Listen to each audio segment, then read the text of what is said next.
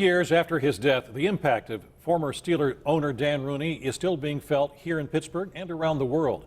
He had made an impact on football and an impact on racial equality. That story is being told in a new book written by one of Dan Rooney's sons and available next week. Tonight, Jim Rooney sits down with Andy Sheehan to talk about his father's remarkable life. This was the flag with his initials, so Big Ben ran this out to the 50 and gave it to James Harrison.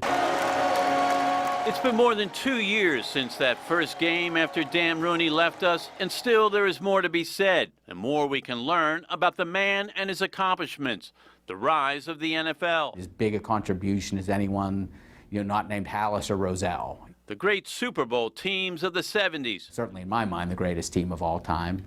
And peace in Northern Ireland. He felt that they could live in peace together, that the challenges they had and the differences they had could always be overcome. In all of those achievements, his son Jim had a front row seat.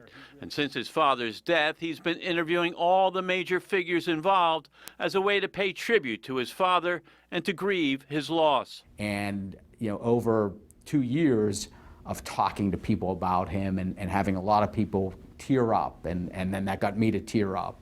And to have that experience was,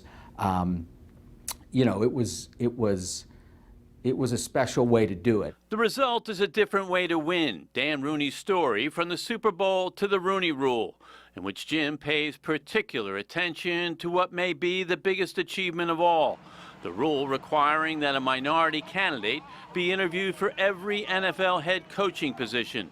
It's since been adopted by major corporations and institutions and was born out of a lifelong disgust with racial prejudice passed down in the Rooney family from Dan Rooney's father, the Chief. They didn't understand how someone's skin color made them that much different. A master negotiator, he could bring players and owners together at collective bargaining time and get Protestant and Catholic adversaries talking in Ireland even before he became U.S. ambassador there. But just as important as the accomplishments is the manner in which they were achieved.